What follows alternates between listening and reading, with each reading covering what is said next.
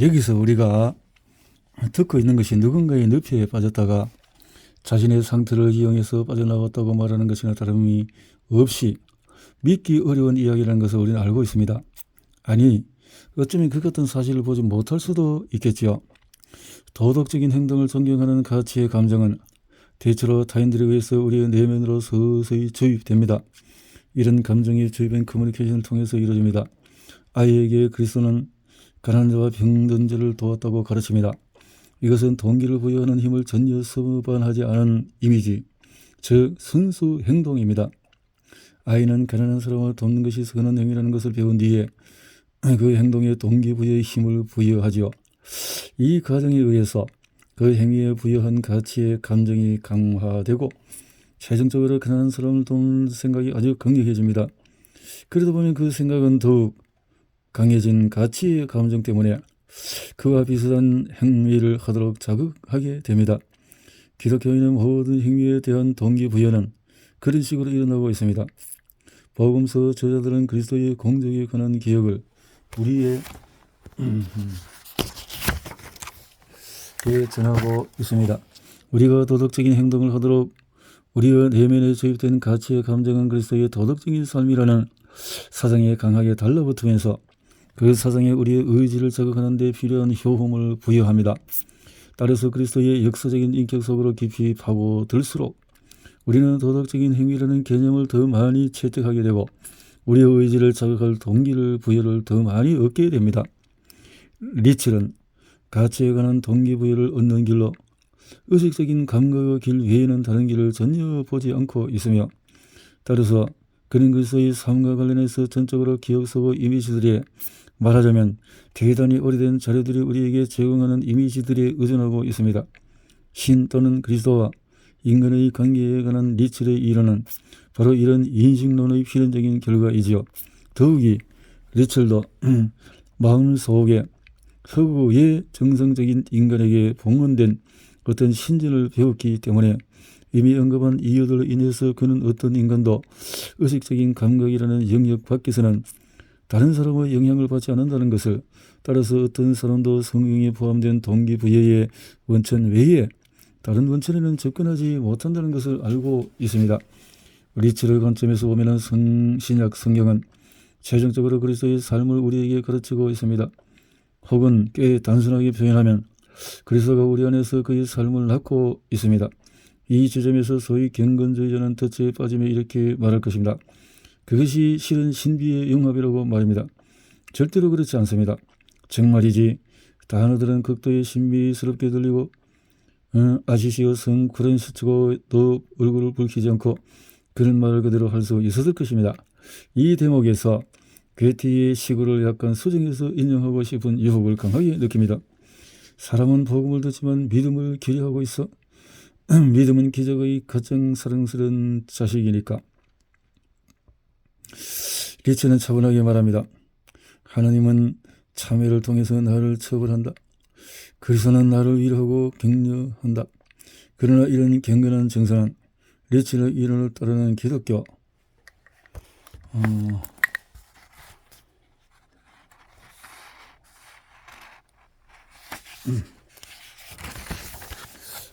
도 나타나는 그리스도가 전통적으로 내려오는 기억 속의 모든 이미지들의 총합, 그리스도의 인격에 관한 모든 정신적인 이미지들의 총합을 이루는 한에서만, 그리고 우리가 그 이미지들의 전체의 가치의 감정을 부여하는 한에서만 가능하다는 점을 명심해야 합니다.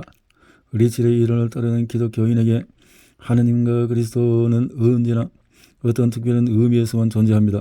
한편 경건주의자는 그리스도가 언젠가 자신의 사람들에게 보내겠다고 약속한 성령의 힘을 통해 경건주의자를 실질적으로 또 직접적으로 위로한다고 주장합니다. 그러나 현재 문명의 가르침을 배운 계몽된 리첼의 지지하는 하나님이나 그리스도는 진정으로 현재에 나타나지 않으며 오직 인간이 자신의 내면에 주입된 가치의 감정 덕분에 원래 비현실적인 정신적인 관념의 행동을 자극할 힘과 진정한 존재의 특성을 부여하는 범위 안에서만 나타난다는 것을 알고 있습니다. 고대의 반신 프로메테우스는 일을 하면서 행복하게 노래를 불렀습니다. 나는 여기 앉아 인간들을 창조하고 있노라. 리첼의 이론을 지지하는 기독교인은 이런 주장을 할 수 있습니다. 나는 여기 앉아 신들을 창조하고 있노라. 문명의 도래로 겸손이 커지는 것 같군요. 더욱이 리첼이 루터와 칸트 사이에서 끌어내고 있는 이 타협안은 칸트의 주관주의와 상상이 어렵겠지만 의지와 표상으로서의 세계의 불길한 기미를 띠고 있지요. 쇼펜하우어가 이런 식의 설명에서 자신의 사상이 거꾸로 뒤집어지는 것을 보는 즐거움을 누릴 수 있었으면 좋았을 텐데, 아마 우리는 폰 발겐베르크에게 그의 현대 철학사, 다음번에 쇼펜하우어의 은밀한 승리자로 반시대적인 비철학자나 니체 외에 알브레이트 리첼을 언급하는 것이 좋겠다고 제안할 수 있을 것 같습니다. 여기 계신 청정 중에서 리첼의 상징적인 언어를 사용하는 대해 혐오감을 전혀 느끼지 않는 많은 사람들은 아마 내가 방금 언급한 언어의 바닥에 깔린 반기독교적인 인식의 심리를 알게 되면 크게 놀랄 것입니다. 정말로 그런 사람들은 나 자신이 언제나 리첼의 사상에 강력히 맞선다는 점을 인정하면서 내가 더 과장했다고 상상할 수 있을 것입니다. 그러나 나는 리첼의 텍스트에서 그가 생각하는 기독교가 실제로 내가 묘사한 것과 똑같다는 사실을 보여주는 달력들을 인용할 수 있으며 지금 그런 것들을 인용할 생각입니다. 예를 들어 리첼은 자신의 적들이 그리고 보라 나는 언제나 세상 끝날까지 너희와 함께 할 것이니라 라고 한 그리스도의 약속을 구체적으로 해석하면서 신 또는 그리스도와 인간 사이의 직접적인 관계, 즉 신비의 영합이 존재한다고 주장하고 있다고 비난하고 있습니다. 리첼은 자신의 적들에게 이렇게 말합니다. 그들은 확정되지 않고 불확실한 기억 속의 이미지들에 불과한 것을 사물들의 실제로 단정하고 있다. 한편 리첼은 어떤 사람의 의식의 영역에 영향을 미치는 유일한 길은 기억을 통한다는 것을, 또 이 기억이 행동을 자극하는 힘은 주관적인 가치의 감정에 근거를 두고 있다는 것을 알고 있습니다. 따라서 그는 다음과 같이 말합니다. 그러나 정밀하고 세세한 어떤 기억은 형태를 이루는데 이 형태에서 인간의 정신은 효과적이고 가치 있는 모든 동기부여를 획득하며 우리는 이 동기부여를 따름으로써 각자의 삶을 적절한 목적에 맞춰 살아갈 수 있다. 하나의 정확한 기억은 개인적인 관계들의 매체이다. 말하자면 그런 기억은 어떤 사람이 다른 사람에게 지속적으로 영향을 미치는 것을 가능하게 하고, 또 그런 기억은 후자가 전자의 가르침이나 선동을 바탕으로 행동할 때마다 전자가 후자의 마음속에 있도록 만든다. 그리고 가장 넓은 의미에서 이 말은 종교에서 그리스도에 대한 우리의 정확한 기억을 통해서 형성된 우리의 삶과 하나님 사이의 유대에도 그대로 적용된다. 그러나 그런 관계들과 특히 마지막에 제시한 관계를 중간을 거치지 않고 관계로 묘사해서는 안 된다. 이유는 그런 식으로 묘사함으로써 우리가 그 관계를 상상적인 것으로 선언하기 때문이다. 상당한 정도의 매개가 개입되지 않는 것 중에서 진정한 것은 절대로 없으니까. 그러나 하나님이나 그리스도와 우리 자신의 사이의 개인적인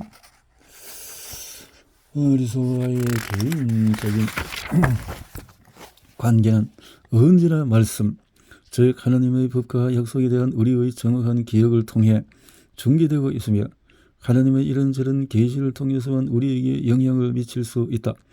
어떤 인식이나 관계가 직접적인 본질을 갖는다는 것을 하나의 기본 원리로 단언하는 경우에 실체와 환각을 구분할 가능성이 제거되어 버린다. 그런 다음에 리첼은 혹시 생길지 모르는 오해를 사전에 차단하기 위해서 한 번 더 요약하고 있습니다. 따라서 하나님의 말씀, 즉 법과 복음의 중개가 없는 상황에서, 그리고 그리스도 안에 있는 하나님의 이런 직접적인 계시에 대한 정확한 기억이 없는 상황에서는 기독교인과 하나님 사이에서 어떤 개인적인 관계도 존재하지 못한다. 이것은 명쾌하며 추가적인 논평을 필요로 하지 않는다고 나는 믿습니다. 만약에 그리스도의 재판을 주재한 고위 성직자가 그런 인정물이 없는 인물이 아니었더라면 여기서 사람들은 정말로 그 한 것처럼 외치고 싶은 유혹을 받을 수 있을 것입니다. 보시오, 지금 여러분은 그렇게 하나님을 모독하는 소리를 들었어. 그런데 무슨 증인이 더 필요하오? 이제 르첼의 인식 눈에 드러나는 세계관을 보는 일이 남았습니다. 르첼이 이해하는 우주의 드라마에서 신과 그리스도와 인간은 정말로 한심한 역할을 맡고 있습니다. 하나님의 인간들이 자신들의 기억에 담긴 하나님의 이미지에 자신들의 행동을 적응하는 힘을 부여하는 정도까지만 존재하며 오직 그만큼만 우주의 질서에 영향을 미칠 수 있을 뿐입니다. 그리스도도 한 사람의 인간이 된 똑같이 더듬거리고 무력한 신이며 한 사람의 인간으로서 환상에 시달린 비참한 몽상가이며 더욱이 르첼이 정확히 언급하듯이 신비주의 문헌에 그다지 밝지 않습니다. 이 마지막 부분은 그리스도가 자신의 초정자인 바오로와 공유하고 있는 특성이지요. 르첼은 정확히 이렇게 말하고 있습니다. 그리스도 또는 하나님과 개인적으로 직접적인 관계를 맺는다고 강력히 주장하는 사람들은 분명히 신비주의의 문헌에 밝지가 않다. 우리는 르첼의 신을 경시할 수 있지만 르첼의 이론을 따르는 기독교인에게는 동정밖에 느끼지 못합니다. 모든 이교도도 슬픔에 빠지거나 두려운 상황에 처하는 경우에 강하게 불평할 신들을 두고 있습니다. 비록 그 신이 번쩍번쩍 광을 낸 부츠나 은단추나 나무 막대기에 지나지 않을지라도 말입니다. 그러나 르첼의 기독교인은 자신의 신이 교회와 학교, 집에서만 존재하는 것으로 또 그 신의 유효성이 기억이 적응하는 동기부여의 주관적인 힘에 달려있는 것으로 알고 있습니다. 그렇다면 기독교인의 육체적 정신적 결핍으로부터 구원을 얻기 위해 기도하는 대상이 이렇게 무력한 신이란 말입니까? 신은 손가락 하나 까닭하지 못합니다. 이유는 신이 오직 역사적으로 전통 속에서만 엄격히 제한적인 의미로만 존재하기 때문이죠. 불행성인들이었다면 비참한 독일인들에게 큰 패배를 안기고 알자스 로렌을 해방시키려고 샤를마니오를 절러서 그 정도의 성공을 얻을 수 있었을 것입니다. 이 지점에서 나는 유명한 학자들에게 전형적으로 나타나는 감정의 결핍을 상기시킬 것입니다. 가슴의 사막이 이곳저곳을 돌아다니고 있는 감정 결핍이라는 그 옹졸한 악령이 르첼에게 신술고전 속임수를 썼습니다. 알브레이트 르첼은 심리학적인 관점에서 접근하면 이해가 훨씬 더 쉽습니다. 그는 루터 교회의 교육기관인 게팅겐 대학의 교수였고 루터의 교리에 따라서 가르칠 의무를 졌으며 따라서 그는 루터 교회의 교인이 되어야 했습니다. 르첼이 지키게 했던 가이드라인은 루터가 고대 교회의 모든 신비주의와 예언적인 전통을 단칼에 잘라버린 그 유명한 일격이었죠. 르첼은 직접 이렇게 언급합니다. 나는 다른 길로 가르칠 의무도 없고 자격도 없다. 그럼에도 내가 종교개혁 원칙이 정한 가르침에서 벗어나지 않은 때에 바이스 같은 신학자가 나를 자신의 경건주의적인 관점에서 판단한 것은 주목할 만한 사실이다. 루터주의가 그의 절대적인 바탕이었습니다. 게다가 존경받는 신학 선생에게 적절하기 때문에 그는 칸트의 인식론이 루터주의의 기독교와 완벽하게 양립 가능하다는 점을 보여줄 수 있을 만큼 충분히 세속적인 철학을 다루지 않을 수 없었습니다. 그러나 케니 히스 베르크의 철학자는 누구에게도 아무런 벌을 받지 않고 자신의 사상을 갖고 장난치는 것을 허용하지 않습니다. 칸트의 선수 이승 비판에서 정상적인 인간은 종교의 신비적인 요소를 별로 좋아하지 않으면서도 르첼이 모든 인간의 가슴 속에 잠자고 있는 신비를 부정하도록 유혹했습니다. 그래서 르첼은 의문을 무시하고 확신을 자극하는 일에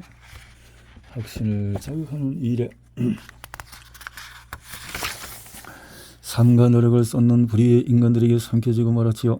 우주 드라마에서 신비의 놀라운 역사는 르첼이 묘사한 보잘것없는 영역을 삼키면서 도덕에 굽이치며 흐르고 있습니다. 무한에서 온 어떤 암시가 인간의 모든 해설들 위로 소음을 후 내쉬면서 그것들을 멀리 날려버리고 있습니다. 그러나 신비는 시간의 종말까지 인간의 가슴에 영원히 남아있을 것입니다. 분명히 우리는 그리스도의 인격을 이해하는 일에 별다른 진척을 이루지 못했습니다.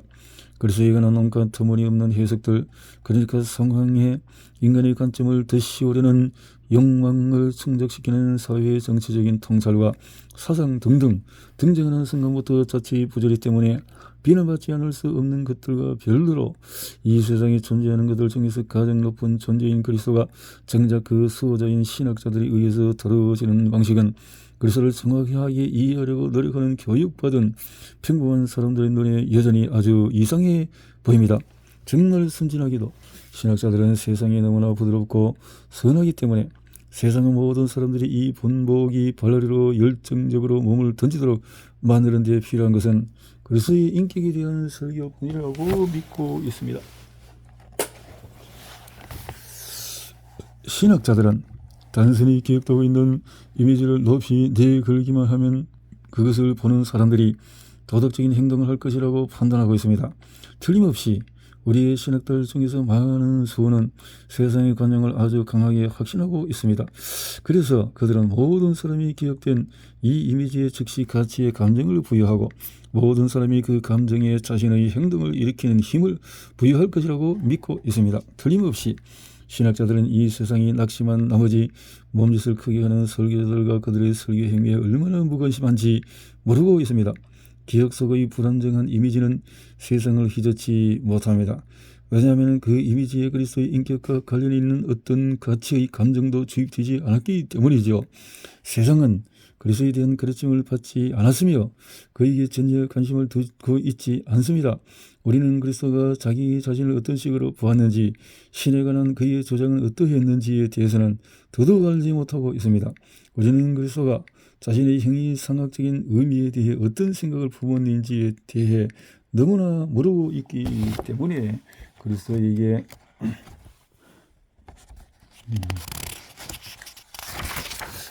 가치의 감정을 부여하지 못합니다. 대개 오늘날의 실용적인 신학자들은 사실 교육과 설득을 통해서 세상을 은다는 생각을 포기했습니다. 그들은 스승인 리첼이 신봉한 도덕적인 생리학을 그냥 무시하고 있습니다. 도덕적 생리학의 두 번째 조항은 도덕적 감정에 대해서 언급하고 태평스럽게 역사적인 예수에 대해 설교하고 있죠. 역사적인 예수라는 단순한 이미지는 동기부여의 힘을 전혀 발휘하지 못하는데도 말입니다. 반대로 이 주제를 일요일마다 반복하는 것은 그 이미지를 지루하기 짝이 없는 이미지로 만들어버립니다. 인간이 새로운 관점을 받아들이도록 교육시키는 귀찮은 과제를 피하기 위해 신학자들은 그냥 어깨를 으쓱해 보이며 입증되지 않아서 그러는 식으로 말하면서 비판적인 어떤 세계에 굴복하고 말지요. 정말로 신학자들은 그리스도의 인격 중에서 4분의 3을, 그러니까 기적에 대한 그리스도의 믿음에 대한 그의 예언가적인 능력, 그리고 자신의 신성에 대한 그의 자각을 기꺼이 포기하려 하고 있습니다. 그들은 역사적인 예수, 한 사람의 인간으로서의 예수에 대해서 설교하는 것으로 자신의 인물을 국한시키고 있습니다. 이것은 니첼로부터 잇따르는 것이긴 하지만 보다 높은 어떤 지점에서 그보다 더 낮은 어떤 지점으로 이동하는 것이죠. 결국 그리스도는 가난한 사람의 대명사로서 가난하고 능력과 영광 심지어 예리한 인식력까지 빼앗겨버린 순진한 이상주의자가 되었습니다. 당연히 이런 실험들과 연구들은 실질적으로 세상을 얻을 가능성을 떨어뜨리고 있으며 우리는 이미 구세군의 기법을 채택하고 종교 행사의 온갖 교활한 정치를 이용하고 교회 안가박을 싸구려 물건으로 장식하고 세례반과 음악 소리에 맞춰서 회전하는 성찬 테이블을 마련해 주기적으로 장식을 바꾸고 적절한 지점에서 자동 설교 장치를 설치해서 동료를 넣으면 원하는 모든 주제에 대해서 10분을 넘지 않는 길이의 설교가 절로 나오도록 하게 할 것이라는 신호들을 보고 있습니다. 이 모든 것은 단지 종교생활 전반에 걸쳐 조용하지만 확실히 퍼지고 있는 심각한 권태를 물리치기 위한 것입니다. 당연히 교회나 종교의식을 즐거운 그 무엇인가로 바꾸고 조상들이 피땀 흘려 우리의 내면에 주입한 가치들을 갖고 도박을 벌이고 조상들이 18세기라는 긴 세월 동안에 온갖 혼란을 겪으며 쌓은 지식의 부를 낭비하는 것이 사람들을 힘들게 가르치며 보다 광대한 새로운 높이로 이끄는 것보다 훨씬 더 쉽고 편한 일이지요. 아기를 목욕물과 함께 버리는 때는 어떤 저주도 필요하지 않습니다. 또 우리는 그리스도라는 형상을 중심으로 18세기 동안에 구축된 모든 가르침과 모든 전통을 다 버리고 오직 역사적인 예수만을 받아들일 것입니다라고 말하는 것은 그리 대단한 업적이 아닙니다. 왜냐하면 이런 식으로 말하는 사람들이 대체로 버릴 것은 전혀 갖고 있지 않기 때문이죠. 그런데도 우리는 그들의 태도가 비판적인 것으로 묘사되는 소리를 자주 듣습니다. 만약에 인간을 더욱 성장시키고 발전시키려는 소명을 받은 우리가 터무니없는 규칙과 얄팍한 종교적인 개념들로 이루어진 황폐한 교회 같은 결실을 뒤에 남긴다면 우리의 후손들은 우리에게 감사하는 마음을 거의 품지 않을 것입니다. 그 규칙과 종교적인 개념들은 머지나 황무지로 사라져버리겠지요. 그래서 우리는 여기서 우리가 해야 하는 일이 무엇인지 스스로에게 묻고 있습니다. 역사적인 예수에 관한 설교가 터무니없는 이유가 무엇입니까? 사람들이 교회에 나가는 것보다도 각 강연에 참여하는 일에 더 많은 관심을 두는 이유가 무엇입니까? 그들의 관심이 다윈과 해결과 부흥으로 모아지고 있는 이유가 무엇입니까? 그리고 왜 오늘날 사람들은 종교적인 문제들을 놓고 논하는 것을 귀찮아합니까? 과거에는 사람들이 종교 문제 때문에 목숨까지 기어이 던지려 했는데도 말입니다. 정말이지 일부 분야에서 종교적인 이슈에 관한 토론은 거부할 뿐만 아니라 노골적으로 부적절한 것으로 여겨지고 있습니다. 우리 사회는 교육되어야 하고 우리는 궁극적인 문제들에 대한 관심을 사회에 주입시켜야 하며 이런 것들이 이루어진 뒤에야 우리는 소위 역사적인 예수에 대한 설교를 시작하고 사람들이 그리스도에게 돌리고 있는 가치의 감각에 호소할 수가 있습니다. 그러나 그리스도가 현실과 완전히 분리된 초상적인 개념들의 어떤 세계의 한 요소가 아니듯이 정상적인 인간도 아니라는 사실을 세상이 이해할 수 있을 때까지 이 가치의 감각은 일어나지 않을 것입니다. 우리는 그리스도를 그 자신이 해석해 주기를 바랐던 대로 해석해야 합니다. 그리스도의 이미지를 그가 자기 자신에 대해 품었던 예언자의 이미지로 복원시켜야 합니다. 그가 우리의 정신적인 우주에서 차지하는 위치는 그의 주장과 일치해야 합니다. 현대인은 그리스도의 초현세적인 본성을 받아들여야 합니다. 그 이상도 아니고 그 이하도 아닙니다. 그리스도의 그런 본성을 받아들이지 않는다면 우리는 더 이상 기독교인이 아닙니다.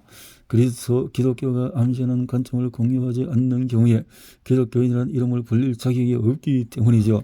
그러나 우리 자신을 그리스도의 이름으로 부리는 한 우리는 도덕적으로 모든 측면에서 그리스도의 가르침을 준수할 의무를 집니다. 우리는 불가능해 보이는 것까지도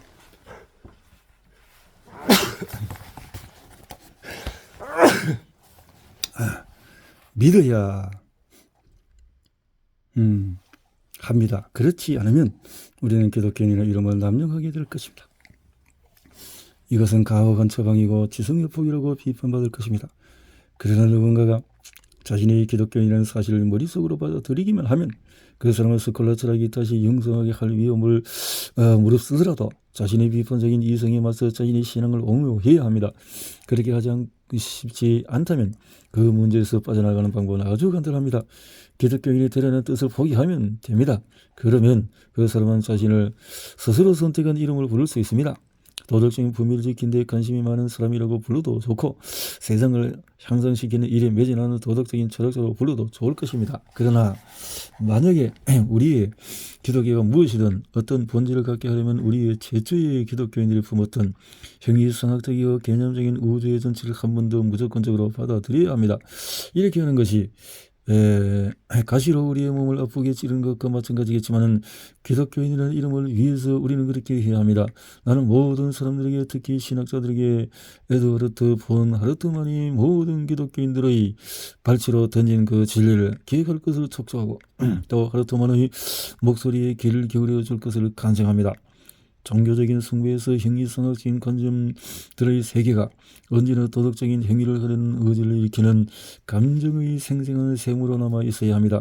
이 셈이 마를 때마다 숭배는 굳어지고 죽어가면서 의식 없는 의식으로 변하고 종교 인력은 초상적인 설명으로 말라 비틀어지거나 어느 누구에도 매력을 발휘하지 못하는 감성적인 문구나 남발하게 된다.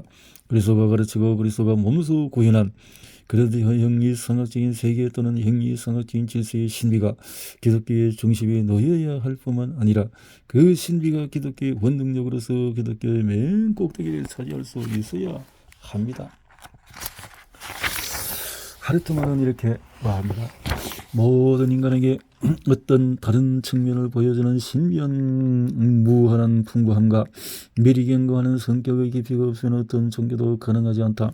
경건한 신자들이 애착을 아주 강하게 품을 그런 신비가 없는 상태에서나 어떤 종교도 살아남지 못했으며 앞으로도 마찬가지로 그럴 것입니다.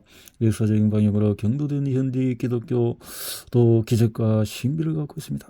그러나 정말 유감스럽게도 특히 이기적, 그러니까 그리스도의 인격이 인간에게 영향을 미침에 따라 일어나는 인간의 변화라는 기적은 불가피하게 허구적인 기적입니다.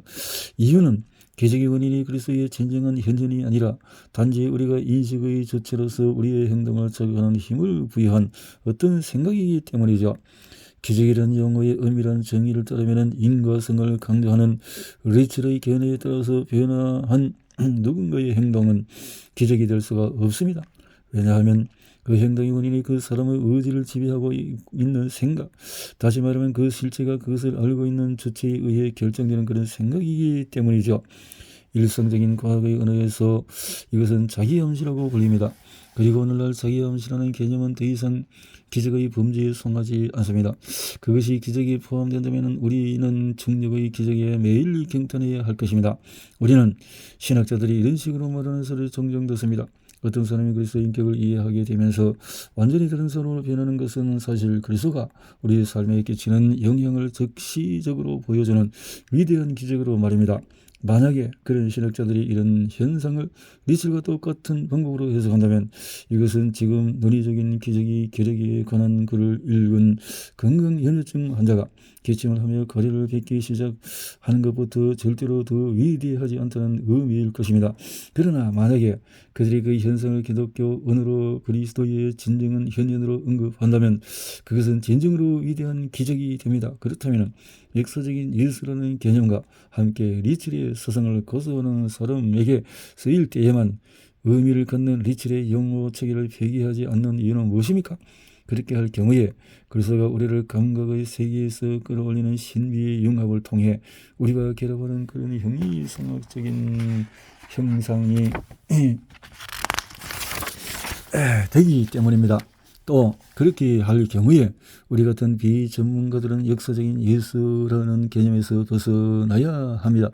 이유는 역사적인 예수라는 개념이 지금 리첼에서 비롯한 확고한 어떤 의미를 지니게 되었고 그 개념이 추가적인 해석을 허용하지 않고 오직 오해의 대상만 되고 있기 때문이죠. 또 그렇게 할 경우에 신학자는 오해의 소지가 없는 라인리히 스서의 언어로 말하거나 야코브 뱀의 같은 사람의 심오하고 모호한 이미지로 말해야 합니다.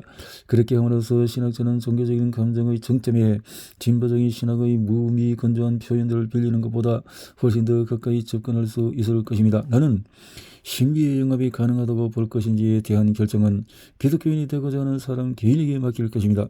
그리고 기독교인이라는 이름을 명예롭게 여기는 사람은 모두 긍정적인 결론을 내릴 것입니다. 그리스도가 스스로 세상이 끝날 때까지 자신이 사람들과 함께 남을 능력과 욕망을 갖추고 있는 그런 존재로 보았으니까요. 이것은 위험한 견해이며 불가피하게 리첼이 두려워했던 위험을 초래하게 되어 있습니다. 말하자면 그것이 현실과 환상을 구별할 가능성을 제거해버릴 수 있다는 뜻입니다. 또 그들의 신비주의 전체와 금욕주의의 무학형 상태의 인식력의 문제들, 그리스도의 신성과 그의 가르침의 무오류에 관한 문제들이 따를 것입니다. 신비주의 사상의 지속적인 실현을 불가피하기에 학문적인 고찰의 대상을 둘러싼 논쟁을 다시 불러일으킬 것이고 그렇게 함으로써 사회적인 과학적인 무관심을 불러일으키고 문명의 추가적인 발달을 의심하는 시각이 생기게 할 것임이 틀림이 없습니다. 이런 것들은 너무나 불길하고 광범위하고 당혹스러운 가능성입니다. 천년에 이르는 중세 동안에 그런 인류가 그런 것들이 오랫동안에 세상을 지배하는 것을 목격하지 않았다면 그런 것들을 우려해야 한다는 생각은 누구에게도 떠오르지 않았을 것입니다. 기독교 신앙의 요소들의 형리성학적인 실체에 강하게 매달리길 원하는 사람은 누구나 이런 위험과 문제들을 깨달아야 하며 기독교가 어떤 전체 세계화의 단절과 인간의 개성 말살 모든 가치의 재평가에 지나지 않는다는 사실을 잊지 말아야 합니다. 기독교의 가르침에서 이익을 챙길 수 있는 문명의 요소는 하나도 없습니다. 한 가지 중대한 문제에 비하면 모든 것은 부차적입니다. 그 문제는 바로 개인의 내적인 영성화와 거기에 수반될 기존의 자연의 질서의 붕괴입니다. 그리스도는 평화가 아니라 칼을 주기 위해서 왔습니다. 이유는 그가 이원론적인 분리된 의지의 갈등을 풀어놓기 때문이지요. 요한의 신앙을 통해서 탄생한 때부터 쇼펜하우에 이르기로서 쇠퇴할 때까지 거의 2000년에 이르는 세월 동안에 중세 세계관의 토대를 형성했던 기독교 신앙의 그 위험한 해석은 매우 탁월한 정신들을 매료시켰습니다. 이 같은 사실은 그 해석이 완전히 사라졌는지에 대해 의문을 표시할 충분한 근거가 되며 우리가 그것이 영향을 미치고 있는 시커먼 영역에서 마지막 번개가 확 타오르는 것을 아직 보지 않았다고 예상할 근거가 됩니다. 많은 사람이 죽어갈 것이고 많은 지식이 더해지리라.